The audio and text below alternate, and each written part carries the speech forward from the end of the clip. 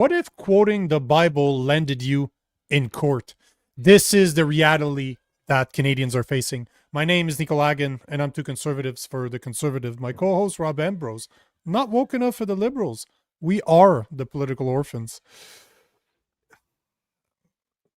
You know, man, there's some days that, as I was telling David Creighton on the last show I just did, there's some days where, it's just you want to stay in bed, close the door, and just stay there all day. That was the type of day that I had. So I'm going to apologize right off the bat if I am in one of those very, very, very explosive mood. I think I'm really pissed off today. I was ranting for almost a fucking hour on the other show. So for the people that don't know me, get ready for this because I don't think it's going to get any better. So obviously, what were your rants about? Bill C-9. Bill C-9 about what we're going to be talking about today. But before I do, because the thing that we're trying to promote here on this show is to be able to have a civil discourse. So on the show, if you're new, if you've never listened to us before, you're not catching this live, you'll get to understand that we take a lot of comments, and a lot of comments, the people are from the left, people are from the right, people are from the middle, people don't know where they belong anymore. But the whole point is to have that conversation. And the question I have for you guys today is, should the Bible and other religious texts be considered hateful? Because that's what we're seeing in Canada right now. As per last night's amendments to Bill C-9, the good faith is removed from Bill C-9. Religious texts or religious speech will no longer be protected by the criminal code, the good faith portion of the criminal 19, if this bill goes through. Right now, it just got cleared from the committee. They voted to send it back to the third reading where the parties are going to vote for it. But unfortunately, the reality is that the bloc agreed, the Liberals and the bloc's deal went through. They will remove the good faith portion of Bill C-9. So the bloc is expected to vote in favor of Bill C-9 when it gets back to the House of Commons, which we don't know yet when that's going to be. Could be next week, could be the week after, could be before Christmas. We don't know. Could be after. We have no idea. I think it's going to be way before Christmas, but hey, this is the reality that we're in. And now all we can do is have the discussion. So what do you guys think? Do you think that religious texts are hateful? Should they be considered hateful? Do you think that with the Liberal government, with the assistance of the Bloc Québécois, are right as to what they're doing? So what happened to a couple days ago? Wasn't the word that they backtracked on that? They weren't gonna remove that exemption. Are they back to removing it now? Yeah. So you're absolutely right. So a couple of weeks ago, the Bloc had announced that they made a deal with the Liberals, that they would, as long as they were ready to make those amendments, removing that good faith portion from Section 319 of the Criminal Code, they would back the bill. They got so much backlash for it that Sean Fraser stepped back his backdoor deal. Because let's be honest, this was a deal that was made behind closed doors that we weren't aware of. There was a whistleblower somewhere that said something, and then we learned about, was the first one to talk about it. But the point of the matter is, this is the deal that was made behind closed doors. And now because of the backlash, they had canceled 3 meetings, and the 3 committee meeting about Bill C-9, about discussing it. So they had canceled it. Now they re-put it on the table yesterday.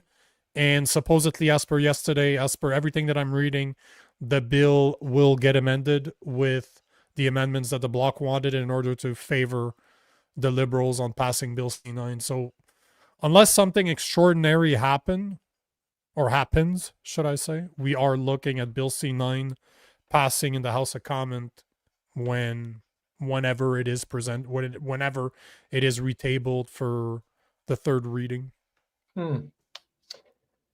Yeah, crazy times. I mean, like to the question of the day, obviously, I mean, I don't think religious text should be considered hateful. Even there's a comment here from my 2 cents.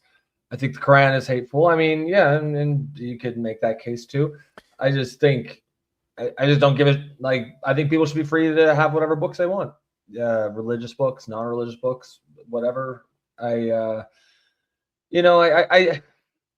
part of me still has this sense that like there's no way they're going to actually, arrest people for quoting the Bible.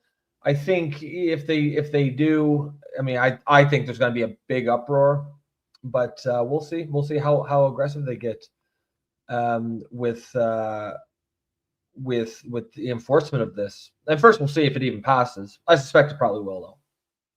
Yep, I agree. It will pass. Where you and I disagree is that people will get arrested because Christians are already getting arrested for this stuff. Just think about Derek Reimer just got arrested again for not wanting to apologize to a librarian that was hosting a drag queen story hour in a public library in Alberta. Yeah, so that guy is facing jail time again. So it's already been happening. Is that the difference is that I could find five or six cases over the past couple of years, like over the past 4 or 5 years.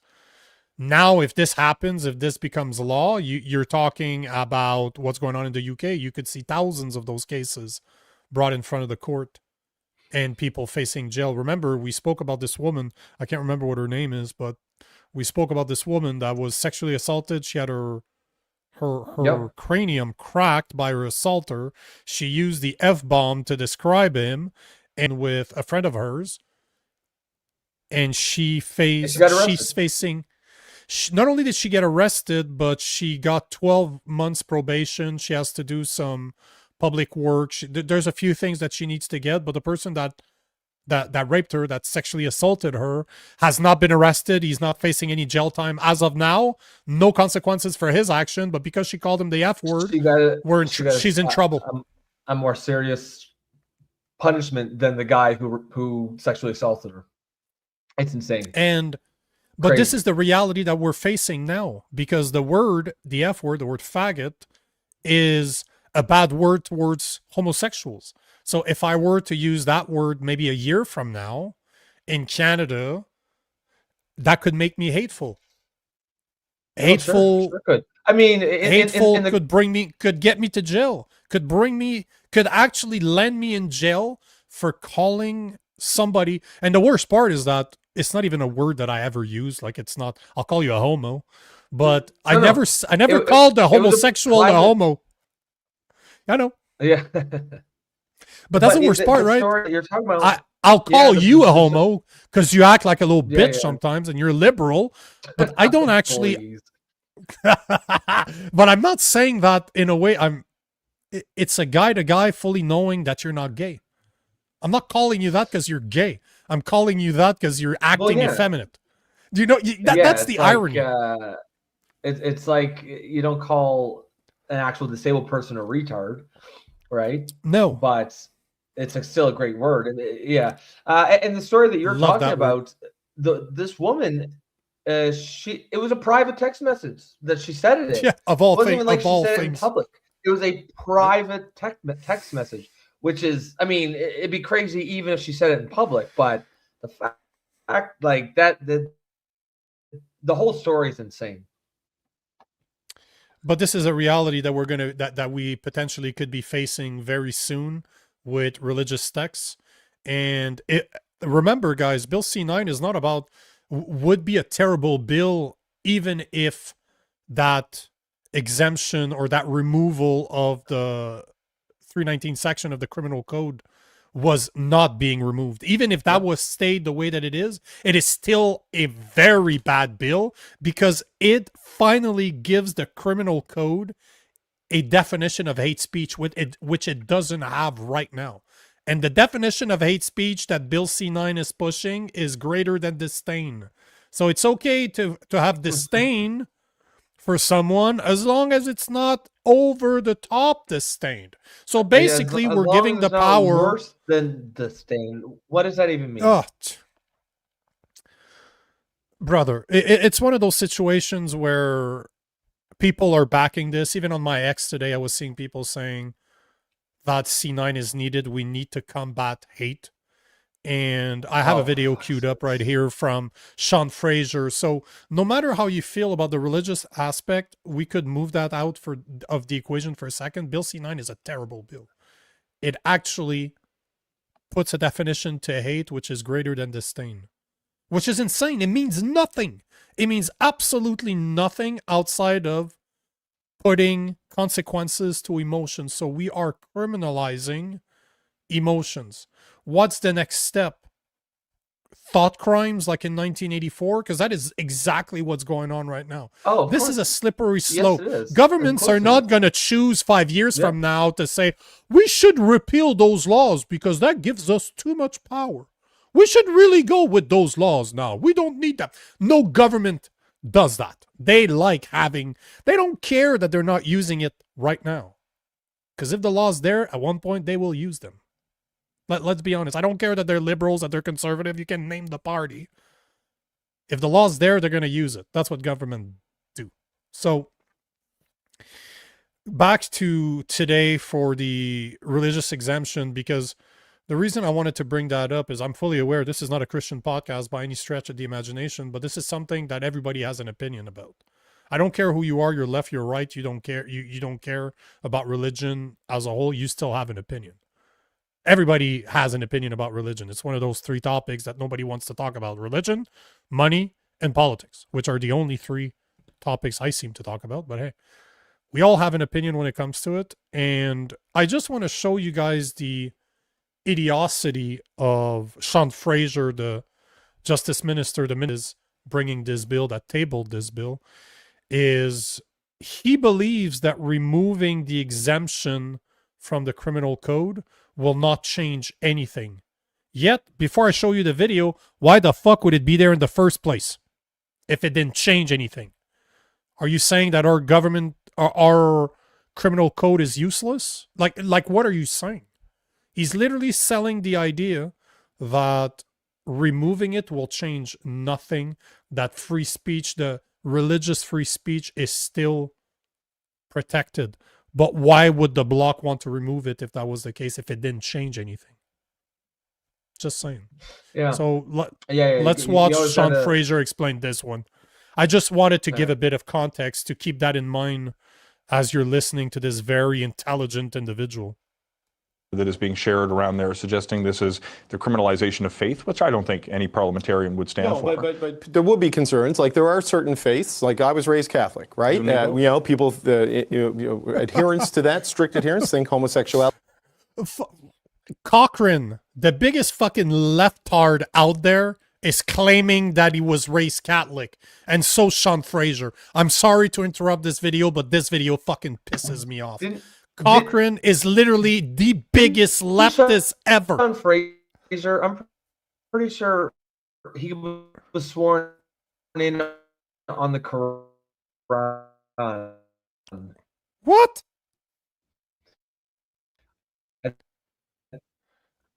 I don't know if it's me or you, but somebody's lagging really hard. Hey guys, in the comment section, can you tell me, is it me that's lagging or is it Rob that is lagging? Audio's wacky. Was it? It's Rob. God damn it! Always. Rob with the lag. I think that was. Yeah, I think I'm back. Am I back now? Feels like. Yep. Right now you're. Yeah, it feels right now. It feels just right. Feels right. Yes. It feels good. I feel right. It feels good. Okay. I was gonna say there. Isn't Sean Fraser? Didn't he swear on the Quran? Didn't he put his hand on the Quran when he was sworn in? I think he did. Someone can correct me if I'm wrong there. But it's I'm pretty sure he got sworn in on the Quran, which is an insane thing for a supposed Christian, even if he's not like an actual one, even if he's not a practicing one, even if he's just one of those ones that's like, Christian in name only. To swear on the fucking Quran, that's an insane thing to do. I have not seen anything about this. I'm looking for it right now. I cannot find that. Because, man, if that was true, oh, Jesus, I would be... Oh, but Jesus, I would be posting about this right now. Because this is something I have never heard before. But I will... I check Google super I've heard... fast. I don't know where I heard it from. Are you sure that it's not Mark Miller? Because we have Sabrina in the comment section that is saying Mark Miller swore on the Bible and the Quran. Yeah, in might be 2017. Mark Miller. Yeah, that sounds right. Mark Miller, by the way, for the people that don't know, Mark Miller is our Minister of Canadian Identity and Culture, the man that will bring us the new version of Bill C-63, a man that claimed to be a Christian too. So right now, I'm going to replay the video. It's just that part pisses me off. You have David Cochrane, the CBC poster boy for the leftard. And I'm sorry, I don't mean to call people names. It's just he is the woke of the woke. Like, this guy is the wokest guy on the CBC network, and he just said that he grew up Catholic, and then Sean Fraser's like, hey, yeah, you and me both, brother. We're both Catholic. We both grew up Catholic. Give me a fucking... Yeah, no, just listen. I'll replay that part and then I'll let the video go. Parliamentarian would stand for. But there would be concerns. Like, there are certain faiths. Like, I was raised Catholic, right? People, adherence to that, strict adherence, think homosexuality is a sin, gay marriage shouldn't be allowed, same-sex adoption shouldn't be allowed, and might have concerns that if preaching that or advocating that they could be targeted for a crime. The religious exemption would protect them from that, but you argue the threshold's much higher than something that way. Certainly, the threshold is much higher to willfully promote hate against an identifiable group of people. There's a difference between saying you have a point of view or reading scripture about same-sex marriage and actually promoting hate, vilifying, or inciting violence against a particular... Moreover, that's a lie, because in Bill C-9, the definition of hate is greater than disdain, an emotion greater than disdain. See how this is the part that pisses me off to no end, is that they really think we're fucking stupid. They really think that there's not people like me out there that actually reads those bills, that will have conversations about those bills with law professors, for example. This is idiotic. The bill says itself that hate is anything greater than disdain. So yes, you are 100% making the Bible hateful. Because if I say that out loud, I do not believe that gay men should be allowed to adopt. That is a fact. I have debated that on a massive platform in the US. And you know what? That doesn't mean I hate them. The person I debated with was a lesbian mother, and she had a son. It was her birth son, but she was raising him with another lesbian, no father present, and just turns out that she was also raised by two lesbian women. She had two mothers but no fathers. So the point I'm trying to make is, me saying that it's not right for lesbians to be raising a boy with no father present, that it shouldn't happen, has nothing to do with religion. As much as I don't believe that it's right, I believe that it's wrong for statistical reason. If you look at the statistic out there, kids do better with a father and a mother in the home. So why would I want to start a kid at a disadvantage if he doesn't have to be? Nothing's perfect in life, but is that hateful? No, I do that out of love for the child. This is the part, right? Greater than disdain. But if somebody hears me talk, which the woman I debated was really mad at me, what I was saying, she wanted to rip my head off. But you know what? After 2-3 hours of speaking, she wanted to have a drink with me. We went to grab a drink, and we had a conversation like two normal human beings, even though we disagreed on something fundamental like that. But that guy there, Sean Fraser, wants to remove that opportunity. So this is the other part that I never really considered until now. Adding these type of hate speech laws will prevent even having the conversation like we're having right now. Even if both of us disagree, but we choose to disagree, we choose to have civil discourse, we will no longer be able to simply have that conversation, even if you don't find it hateful. Just because some liberal somewhere, some woke person somewhere might get insulted by what we're talking about, although we're trying to change people's mind or we're trying to create that conversation, this is not even going to be allowed anymore. Yeah, I mean, the thing is he tries to make a distinction. He claims that, you're just holding an opinion that same-sex marriage is a sin. He says that won't be hateful. He said it's for the pastors that are preaching hate and preaching violence or inciting violence. There's no pastors doing that. It's not like there's no pastors. you've got that wacko church down in the States, was like the Westboro, the ones that picket outside soldiers' funerals. Yeah, those whack jobs. Yeah, maybe like one or two like that. But like 99.9% of churches, they are not preaching hate. Now, if you want to see someone actually preaching hate, the only group that I'm seeing is, you see lots of videos on YouTube of imams in the West, in Canada, in the UK, that are preaching, death to the West, death to America, death to Canada, death to homosexuals. So, I don't know why they're going. I don't know why they're singling out the group that's not doing those things instead of the group that is doing those things. And they don't need they're not going to go after laws. Islam. No. Yeah, they don't need new laws to go after those things. Just enforce the ones already on the books. And as well as I do, that they are not going to go after Muslims with this. This is not who they're going to target. The fact that, I was thinking about this today. Within the last couple of months, Mark Carney claimed to be a Christian. Sean Fraser claimed to be a Christian at many different. He just did it right now in the video that's from today. That's from yesterday. My apologies. David Cochran now was raised a Christian. Mark Miller, the guy that's going to be tabling Bill C-63, also claimed to be a Christian. So this is not a coincidence that all the people pushing censorship are all claiming to be from the group that they're trying to censor.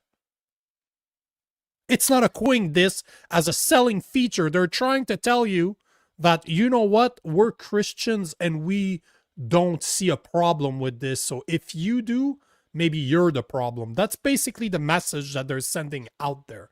Because why does it matter that they're Christians? They never spoke about this before.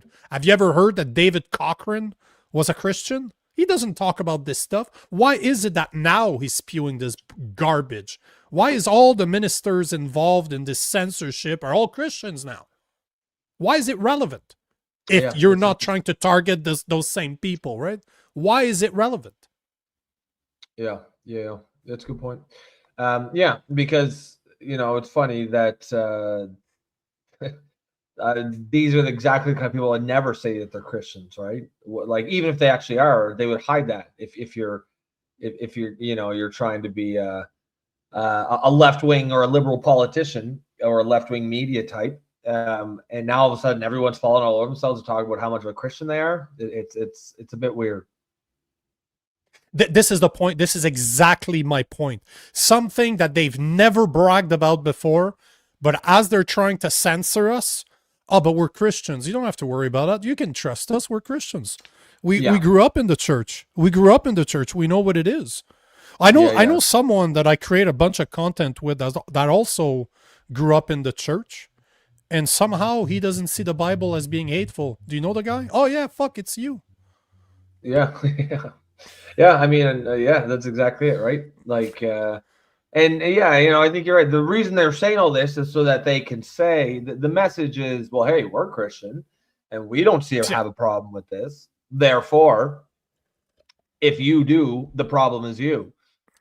You must be full of hate. Exactly. You're one of those hateful Christians because I am not a hateful Christian. You are. And Jesus spread love. Yes, that is 100% true that Jesus spread love. But here's a reality for you. You do a lot of things that might sound bad to people out of love. That's what you call parenting. You don't let your kids eat whatever the fuck they want. That's not because you hate them. On the contrary, you're being tough with them because you love them. You don't want them to be unhealthy and grow up to be obese slobs. So you make sure to show them what is good food and prevent them from eating garbage. That's not out of hate. It's done out of love. Yep. This is another thing, right? I don't know if it's in this. We'll finish the video. I don't remember if it's in this one or another one, but he's kind of alluding to that fact. Like, if you spread Christian values that are hateful, you're not really Christian. I don't think it's in this one, but I'm paraphrasing, obviously. But that twat there has said something along those lines. It's absolutely asinine. The protections that this individual provision could have potentially afforded a person would likely be protected by the Charter or the existing public interest exemption. From my point of view, we should recognize that religions in this country promote messages of love, of peace, of inclusion, and I think it's a perversion of inclusion. I didn't catch that the first time. He just put in DEI as part of Christianity? Really? Really? I mean, it's you cannot be less DEI than Christian. They literally tell you that if you do not submit to our God, you will end up in hell. That is the complete opposite of DEI. Well, yeah. I mean, it literally says, you know, the road to hell is wide and the road to heaven is narrow. It says, you know, in the Bible. So this idea that it's inclusive is ridiculous. It is quite literal. I did not catch that the first time. I'm like, oof. Yeah. what the world's major religions stand for. To have people suggest that somehow reading scripture or holy text from a religion of your choice would somehow constitute willfully promoting hate. I grew up in a Catholic household too, read scripture on Sundays. This is not what religion is about, and I have faith that we're going to be able to move forward with the protections, including the ones that were designed specifically to protect religious communities in this country. So he has faith, obviously not in the same God I do. That's for damn sure. And, you know, I said this in a video that I posted earlier. If to Mark Carney, Sean Fraser, Mark Miller, and David Cochran, if you believe the Bible is hateful, I would suggest to go back to reading the scriptures.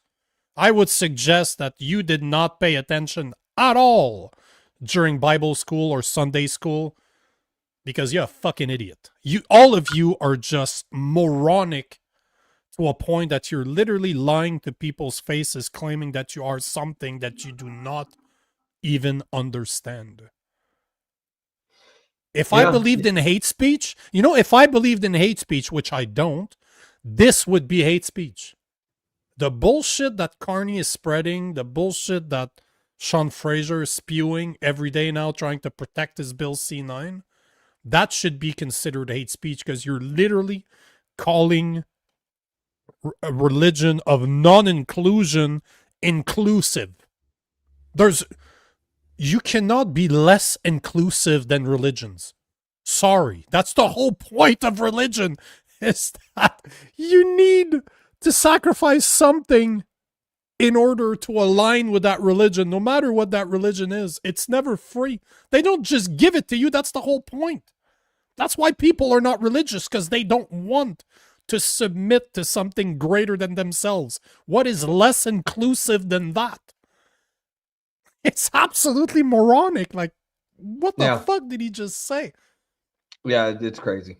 It's I mean, and you know, I think we're focusing on the religious aspect here in this episode, and that's fine. But I mean, I really think that the biggest issue is just the bill itself, and even bigger picture, this whole concept of hate speech. It's getting really out of control, and there needs to be an aggressive push to just stop trying to police people's speech. Let society deal with that. Society has been doing that just fine up until now. People say things that are outside what's acceptable. Well, they're going to find themselves pretty lonely, because people aren't going to associate with them. That's how it's always worked. We don't need the government to regulate our speech for us. I'm going to say one more thing on this, which is just, I don't know if it was meant as sarcasm. If it was, I assume that it was. But during the discussions in the Justice Committee yesterday, when they were reviewing Bill C-9 and they voted on it after the amendments, Andrew Lawton, a conservative Christian, so a conservative party Christian, suggested that they add the hammer and sickle to the signs or the symbols that were listed under Bill C-9, like the swastika, and they refused. Yet, hammer and sickle represents communism. It probably killed 20 or 30 times more people than the swastika ever did. Yet, it's a Buddhist symbol for the people that don't know their history out there. Hitler stole that from Buddhist statues, like for hundreds of years. No, I would say even probably more than 1,000 or 2,000 years prior to the Nazis. It was a Buddhist sign. To this day, there's still Buddha statues with the swastika. Well, it wasn't a swastika, obviously. They stole the sign. But all to say, they're okay with having the swastika as a hate symbol, but they did not want to have the hammer and sickle. Yet under that banner, it's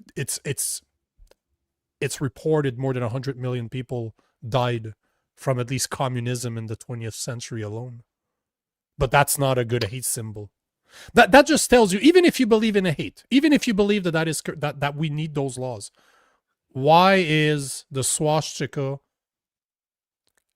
being labeled as a hate symbol, but the hammer and sickle is not, when it has killed, I'm pretty sure the calculation is 20 times people. 20 times the amount of people. Why one is hateful, not the other one? Ask yourself that question if you believe in hate speech. Or if you believe in hate laws. Yeah. That's I mean, it's because it's not meant to make sense, right? They get to decide what what things are hateful. Like, why is it hateful to say something bad against Muslims, but Muslims can go out and chant from the river to the sea about genociding however many Jews live in Israel, right? And that's not hateful. It's all arbitrary. They get to decide. They make the rules, and then they write those rules into law, and that's it's a real problem. And that's what we're facing. That's what we're seeing today. Yeah. Oh yeah. Yeah. Absolutely. Wise guy saying, Nico, it's because none of our leaders know history. No, they know history. They just assume you don't. Clearly, they're not.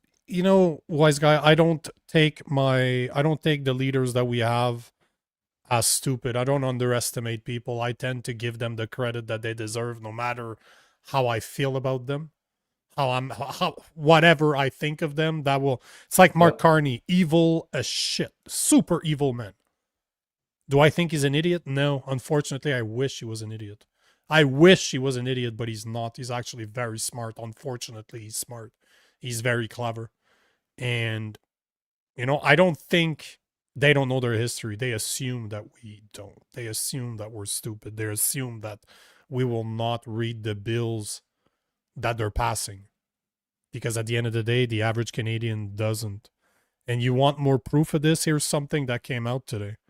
It came out by the ethic commissioner that Mark Carney's future earnings rely on the success of Brookfield Corporation. This was said in committee 2 days ago. That is the ethic commissioner, the guy that is supposed to look at what our government is doing to make sure that they're following the ethic codes that we have in place.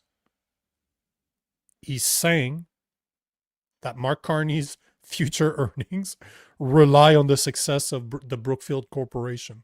And we're talking about Conrad von Finkenstein, confirmed during testimony before the House of Commons Ethic Committee on December 8, 2025, that Prime Minister Mark Carney's future compensation, including deferred share stock options and performance-based pay from his time at Brookfield, is tied to the company's ongoing success.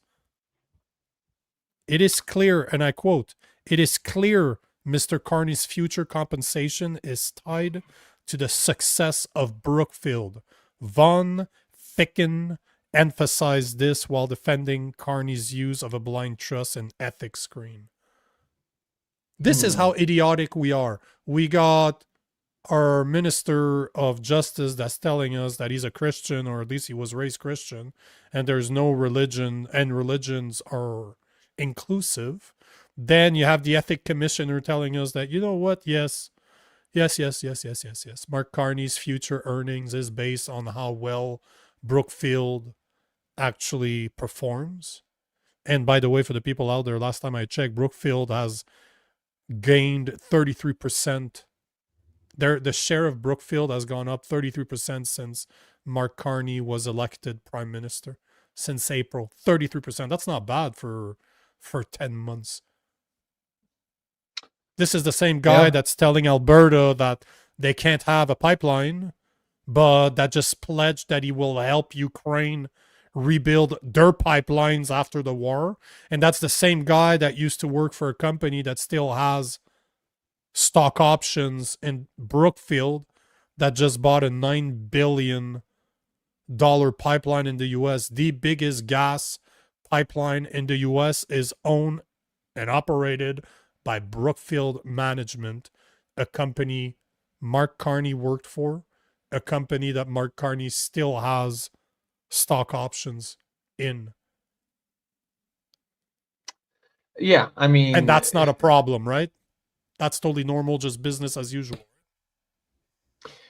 Yeah. It. I mean, the whole business with the blind trust stuff. That's been pretty sketchy from the get-go, and a lot of people have suggested that.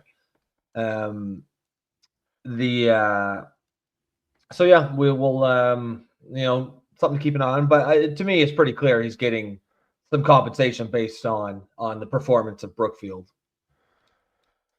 But this is it's not just an opinion of you and I, two guys that are political commentators. You're talking about the ethic commissioner, the guy that's supposed to keep an eye on this, is saying that out loud, that Mark Carney's future earnings are tied to the success of Brookfield Corporation. And somehow that is not front page of every news outlet out there. Somehow this is not what people talk about. Is so the guy that was saying that, did he just then go on to say, but that's not an issue, but that's not a problem, or is he saying that's a problem? Well, if he says that, the thing is all I have right now is some transcripts because the video is not available. The video of this committee was not live streamed. Obviously, It wasn't.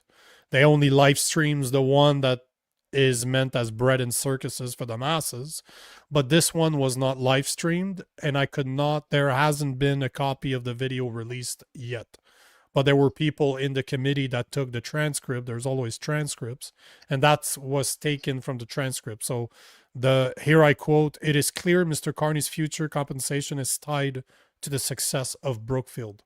That is the ethic commissioner von Finkenstein that said that. So does he say anything about that? Does he say it's good, it's bad? Like, isn't that his job? He's the ethics commissioner, or is he sounding the alarm? Is he saying that this is a problem? It doesn't sound that way. It doesn't sound like he's sounding the alarm.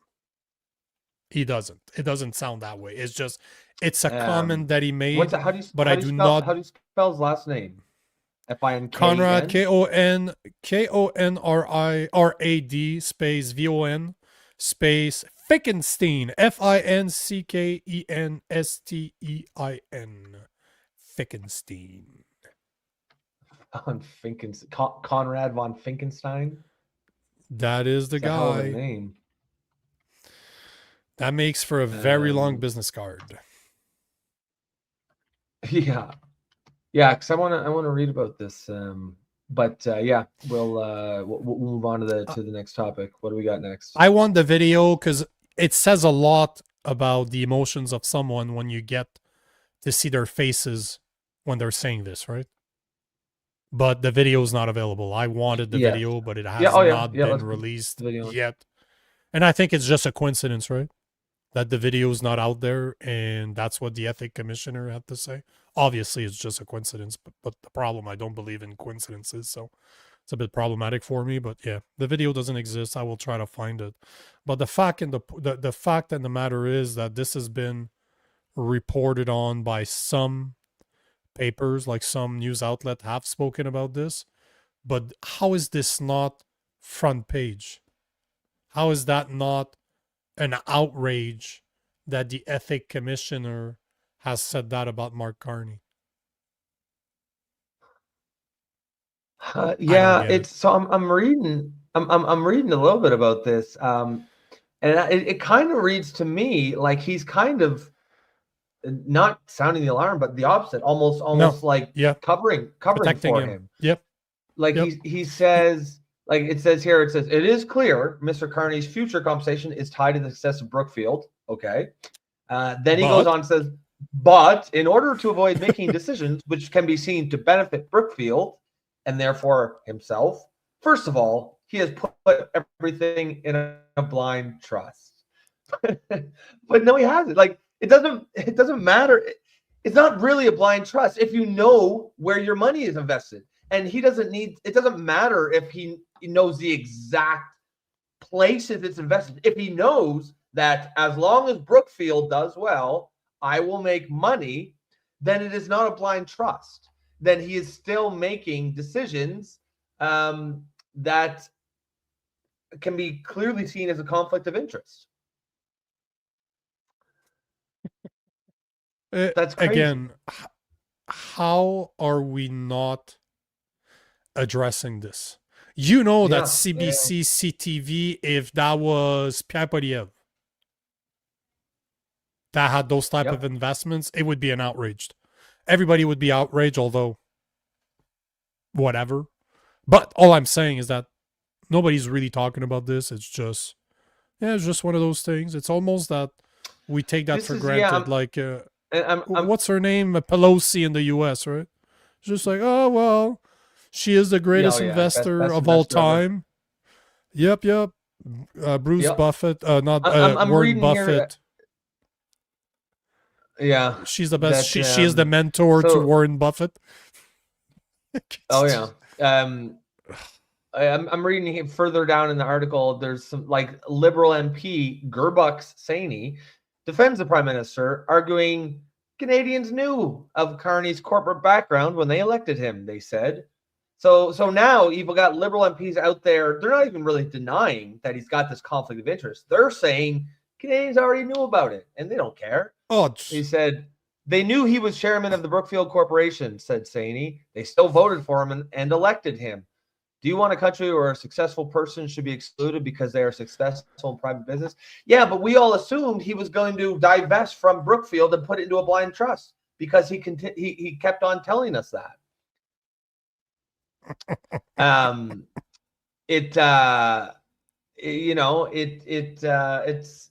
It's crazy, man. It's wild.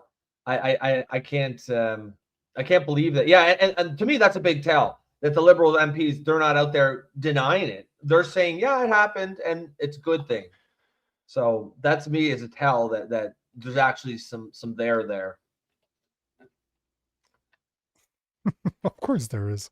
Of course there is. You have fake Christians saying that hate speech laws will not do anything to Christian values. You have some of them that say that the Bible is hateful, but it's okay, don't worry about it. You're still protected somehow. There's a magic part of the criminal code that nobody knows about that will protect you. And then they will defend a guy that is literally corrupt. This is corruption. Yeah. The ethic commissioner is literally saying that the better Brookfield does, the better it is for Mark Carney. So who cares that it's in a blind trust when you know what's in the trust? Like, are you kidding me? We know what's in. We know it's not really a blind trust. What's in That's the the trust. whole point of a blind trust is you don't know what industries your money is in. You don't know what companies. It is blind. If you know that regardless of exactly where your investments are, if you know that they are in Brookfield somewhere, and that if Brookfield does well, you will make money, then it's not a blind trust. So I don't think that they understand the term. That's not a blind trust at all. No. It is the complete opposite of a blind trust. It's literally, I don't know where my investments are now. Wink, wink. But I knew when I put them in the blind trust, and guess what? Yeah. Chances you're going to tell me that he did not tell the guy that's taking care of the blind trust to keep it as such. Don't change anything, just let it go. Like, come He's on, basically man. saying, Come on. look, it's a blind trust. I don't know if my investments are in the Brookfield pipeline division or the Brookfield modular home division or the Brookfield Ukraine division. I don't know where they could be in any of those. It's a blind trust, guys. Oh, don't forget the carbon capture from Yeah, the Brookfield Brookfield. carbon capture decision. But Entropy, it's in don't worry. Brookfield, you know that. Yeah, well, yeah, but I Yep. don't know where in Brookfield. Oh, It's blind trust, guys. For fuck's sakes. like, so Brookfield has investment in pipelines. It has investments in the Ukraine. It has investments in carbon capture through a company called Entropy. It has investment in modular homes through a European company. Does that sound familiar to you guys? What's happening in Canada right now? Just saying. But that's a coincidence because Mark Carney would have no way of knowing that his money is still invested in Brookfield. Are people that gullible? Because at the end of the day, this is what the real question is. Because you know what? If we don't hold him accountable for his actions, he's gonna just push and push and push and push and push, and he knows nothing is gonna be done because people don't care. People are not talking about this. Yeah, it's well. I think honestly, I think most people just don't care. You know, I think I think they are counting on voter apathy, and honestly, they're probably not wrong. Yep. I did. Yeah, I mean, we still got 10 minutes or so. We can take. I just want to take this quick one from Guido because he's mentioned this a few different times. He said, "Nico, talk about the Australia bill." Guido, what bill are you talking about? You're gonna have to tell us. Yeah, which one? Which one? Maybe which Australian bill? Touch on it tomorrow. Oh, yeah. Or I can probably find an article fast to see what it's about. But since I got a minute, I will mention the sponsor of the day, which is Gabble, the world's first live video debate on the market.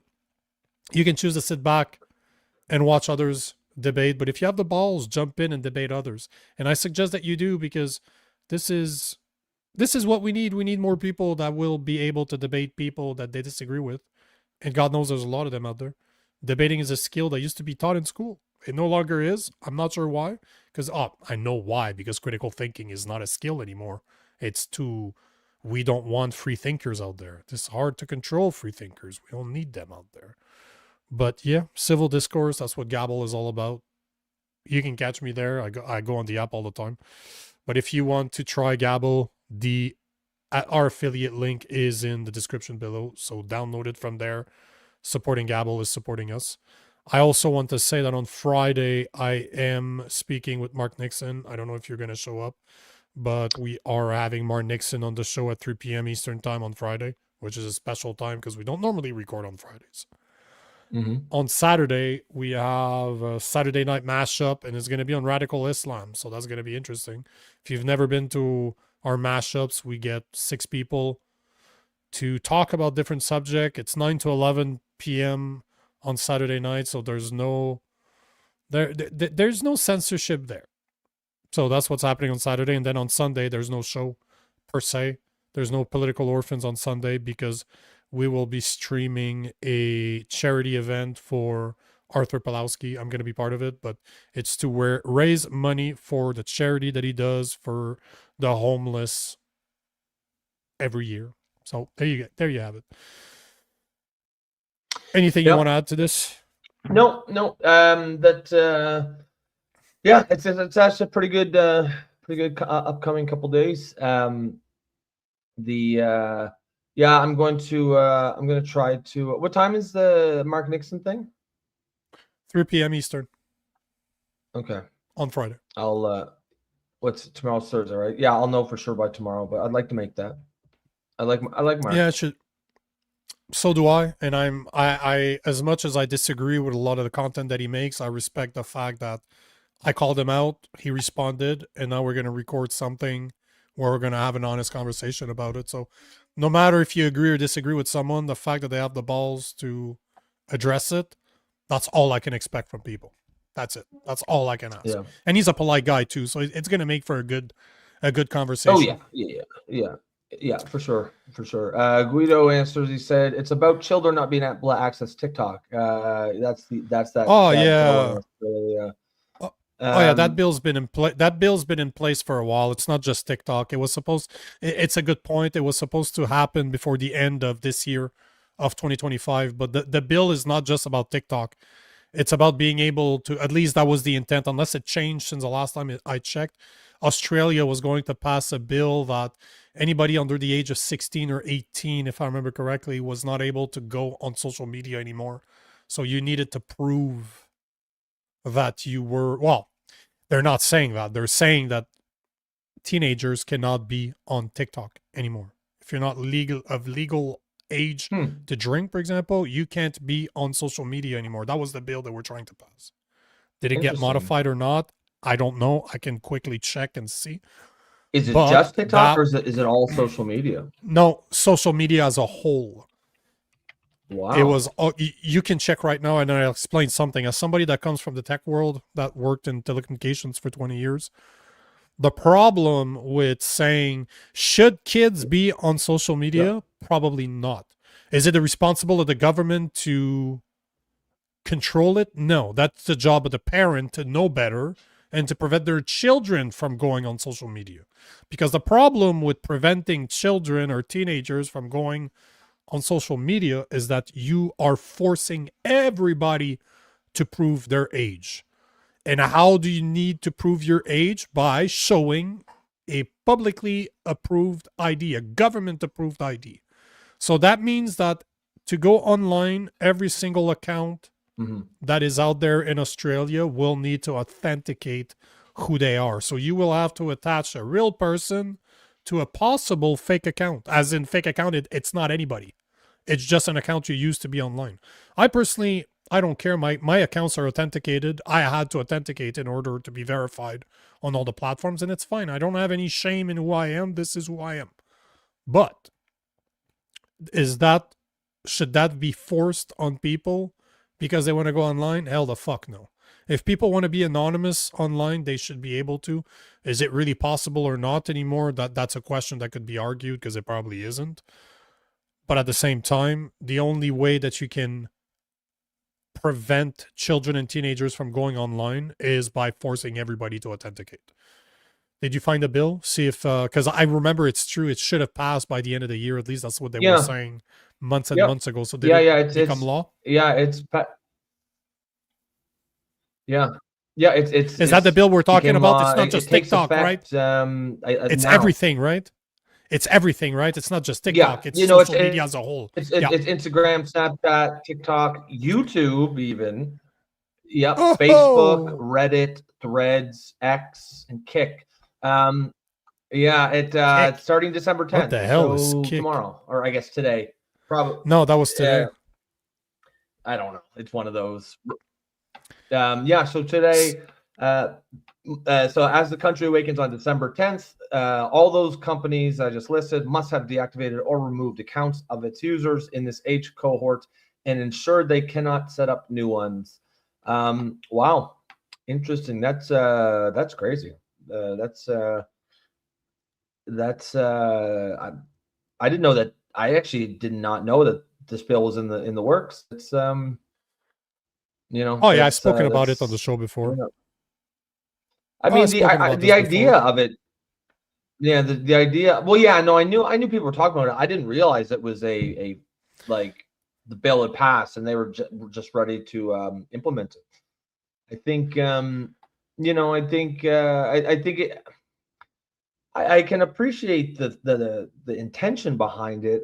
I got a feeling it's just going to be one of those law of unintended consequences things. I think there's going to be stuff that's going. There's going to be negative aspects of it that people just aren't thinking about right now. The thing is you can easily prevent getting blocked from accessing social media. You can just use a VPN, and there's thousands of them out there. So it's very easy.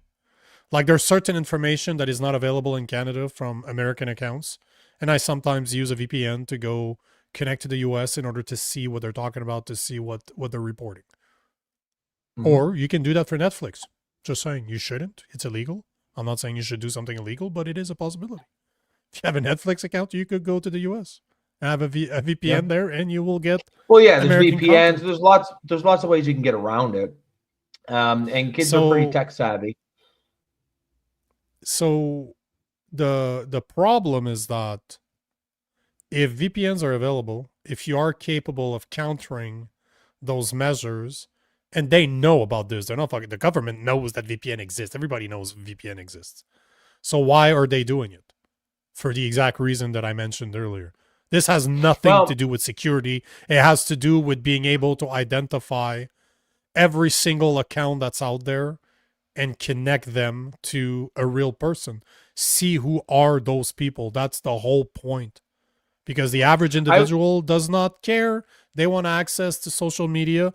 They will provide all the information that they need in order to continue accessing those social media. This is no different than COVID times when 2 weeks to flatten the curve. But if you don't take that vaccine, though, you're not going to be able to go to the mall anymore. You're not going to be able to go on vacation. You're not going to be able to go to the restaurant. But people love restaurants so much that they took the vaccine. How many people out there took it just because they were coerced into doing it? Same thing is here. People are addicted to their social media, and they will not say no to it. So guess what? They will do whatever the fuck the government wants in order to keep access to them. Yeah, I'd and I would be shocked if at least one, and if not most, of the VPN companies were actually run by intelligence agencies, right? CIA or the I mean, it seems like, because not to be a conspiracy theorist, but that could be a reason, like implement some law like this, forcing people onto the VPNs where you're waiting there with the VPN. You know what I mean? Who actually knows who owns NordVPN, right? Like, I'm sure there's a holding company somewhere, and I'm sure it's a stand-up, respectable guy, but that's how like intelligence agencies work, right? They'll have a front, but the point is all that data goes back to them now. Man, if I was a betting man, which I'm not, but let's say that I would bet on Vanguard or BlackRock. Chances are one of those two companies own every single VPN out there, or a combination of all of them. Wouldn't surprise me at all. No, of course not. They own literally a part of all companies out there that are on the market. So, yeah. Yeah. Well, it's basically like it'd be pretty. Yeah, you're getting all the data, but you're getting private access to the data of everyone that does not want to have their internet movements tracked, it's a pretty juicy data stream, especially for companies, either whether it's intelligence agencies or these giant investment firms like BlackRock, because frankly, all they really are is intelligence agencies too. The different types of intelligence, but yeah. Oh yeah, you could see. Yeah, someone walked into BlackRock and made a pitch. You could buy 50% of all the VPNs in the world, but we'll keep their names so everyone thinks they're owned by different people or different companies. I could see them going all in on that. Well, you're making a good point, because now through government policies, you're going to know everybody's account that is ready to give you their public identity, like their real identity, by confirming through a federal ID. Then anybody that doesn't want to do it will use VPNs, and they know who those people are. So no matter where you look, you're kind of fucked. And Zagzi is saying VPNs will be blocked from downloading. In order to do that, you need to have massive infrastructure put in place, massive amount of firewalls to be put in there that will capture every single IP protocol out there to identify the VPNs and block them. I'm not saying that it's not possible. China did it, and North Korea, I'm pretty sure, did it too.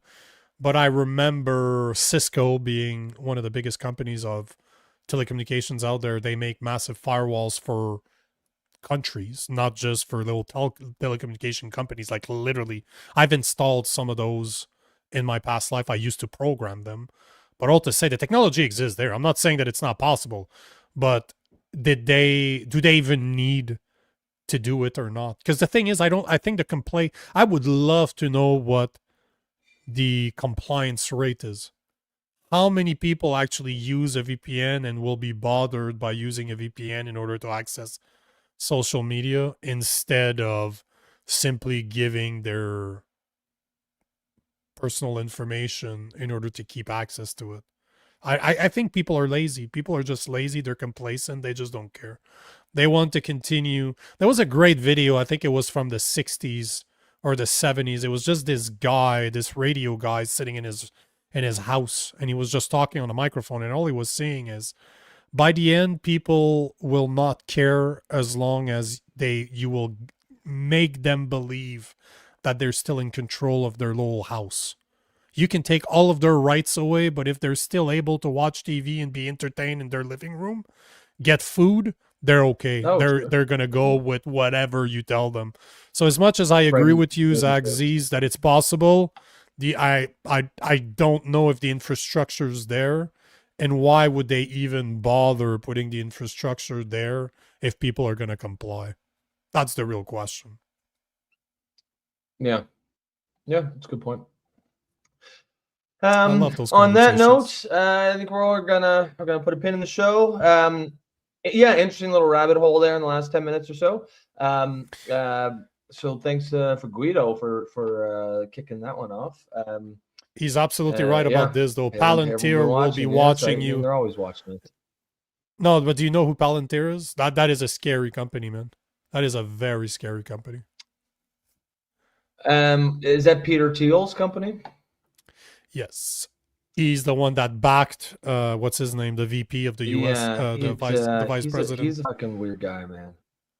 Yeah, I believe that Thiel is the one that owns Palantir. Yeah, JD Vance. Yeah, JD Vance is backed by Palantir. And Palantir is a facial recognition software that is run by AI that can handle a shit ton of data and make sense of it. Like I was talking about, I think it was yesterday or the day before. That's the biggest problem, is the information's there. The NSA has been collecting everything that goes through the US since 9/11. It's just not until recently did they have the technology in order to organize it in a way that makes sense. And unfortunately, Palantir is one of those companies that have the know-how and the AI intelligence to make it possible for the intelligence community to use all the data that they've been collecting on this. I'm just reading about it now. It's yeah. As you're lagging, nice. Yeah, it says. Yeah, I can tell. I'm like, it says, is an American publicly traded company that develops data integration, analysis, and intelligence software platforms for government agencies. That's some sinister shit right there. Intelligence software platforms for government agencies. Yeah, that's they should have called it Big Brother Inc. That probably would have been a bit too on the nose, though. All right, guys, we'll put a pin under there. As always, if you are new to the show and you're tuning in, welcome. If you appreciate what we're doing here, if you want to support the community, you can become a member through YouTube for the low price of $2.99 per month. You can also, of course, buy us a coffee, which you'll see in the QR code in your upper right-hand corner of the screen. And if not, another way you can support us is just keep coming back. Throw us some comments, agree with us, disagree with us, what have you. Zach Z says, what is the next stream? We go Sunday to Thursday, 8 p.m. Eastern time. So we're here tomorrow night. We're gonna cap off the week. And then there's going to be a special episode on Friday at 3 p.m. But our regular programming is Sunday to Thursday. Other than that, I mean, final one, as Mike says, see, they fool us into a false sense of security like VPN. Yeah, that's why I almost think there's no way these aren't owned by intelligence agencies and governments, right? Because they do all over here. On the one hand, they'll do some fucking authoritarian, heavy-handed shit, and then over here they're like, got the VPNs, right? And so everyone streams into the VPNs, and they're like, gotcha, bitch. It's the gotcha, bitch. That's Dave Chappelle. But it's the Yeah. it is the perfect way to see it. Here is a tool that you can bypass, not to get spied on. Yeah. And guess what? A lot of them are free. Just saying. What happens when a product is free? You are the product. Yeah. That exactly right. Yeah, that's, and I'm not even super conspiratorial, but that one to me seems just obvious, man. Of course these guys are running that stuff. They're the ones putting the laws, be like, to force people to be like, oh, let's go to the VPN. Well, I got you covered, folks. Yeah. Come get your VPNs. Red hot VPNs here. All right, guys. We'll see you tomorrow night. Yep. Bye. VPNs, get your VPN.